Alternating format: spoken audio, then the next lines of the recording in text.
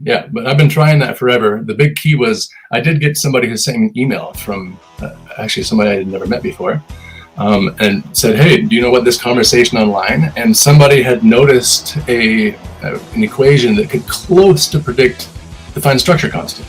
And I had been focused at that point for almost a decade on a way to geometrically predict the fine structure constant. Okay, really focused on it, and I'd almost like I just didn't know what else to do.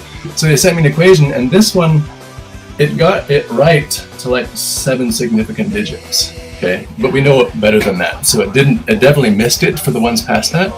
But I had never seen anything get it right past 5 before, right? So it was already 2 orders of magnitude better. And I'm like, this is really interesting. But also, the equation itself, I rewrote in the way that I was thinking of things up until then, and it simplified. And I realized this equation is very geometrically simple. I need to figure out what it means.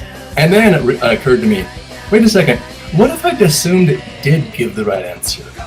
What would I have to modify the equation by to get the right answer?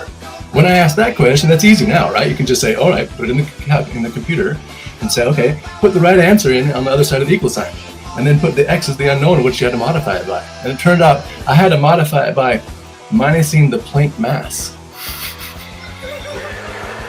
Just just as you're describing it, I'm just going through my head. I'm like, is he calculating these things? And then all of a sudden it goes from this. It's like, all right, well, we got this. Now what happens if we actually incorporate this into the model, and it just keeps on just pulling back more and more pieces? Well, at that point, I realized now I had a way to ask questions and get an answer back. Now I had something that was geometrically connecting to the biggest mystery I wanted, but the way it connected was through the mass boundary. I had not even thought of looking for a way for it to connect to the mass boundary before, right? It was like a big mind-blowing event, but it was also an equation. If you've typed it into Wolfram Alpha before, it's basically hyperbolic. It's the equation for a hyperbola, 1 over x plus x cubed, except for you make it self-closed hyperbola. So you take the x cubed part and divide it by 2 pi, so it goes around a circle. So now you got a cone going up, and you got a cone going down, and you got a section that wraps around, like our basic hyperbolic geometry, okay? That equation, it has 4 solutions, okay? I ignored the other 3 solutions. I didn't want them or need them. I was absolutely blown away that the first solution gave us something. I was trying to understand it. It took me a long time to really realize, hey, wait a second. To understand the geometry of the equation, you have to also understand what the other solutions mean and why they're there and so on. Yeah, I was really baby talk starting at this thing, right? Because it was a new equation. It wasn't something that came from a book that someone else could explain. And it was something that fell out of, well, in this case, someone had directed me to it, okay? So I had to try to make sense of it. Well, when I started realizing that, well, let me back up here. A lot of physicists have the opinion that we can't even look into the numbers that we call the parameters of quantum field theory because they have to be random. There couldn't be any meaning in those numbers because, look, they're in units of meters and seconds and kilograms, and we made those up. I know, it's a face-slapping moment. The whole history of physics is the discovery that dimensions of reality are connected.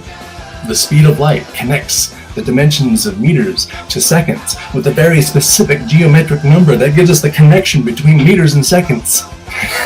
We've known that as like a mind-blowing, that's like every one of those mind-blowing, this is now part of physics events, was a realization that there's a connection fixed in physics. And the list of the connections we know of are the parameters of quantum field theory. It boils down to combinatorics and everything. Yeah, I believe exactly. And realizing the base dimensions are the fundamental mystery to begin with, right? The numbers are telling you how those dimensions connect. But why do we have those 5 dimensions to begin with?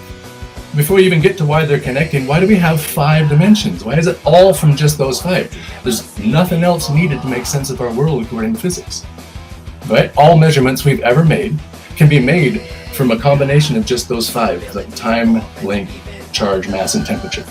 That's it. It might be a complicated combination of those, but everything we've ever measured is a measurement of those 5, because those are our dimensions of measure.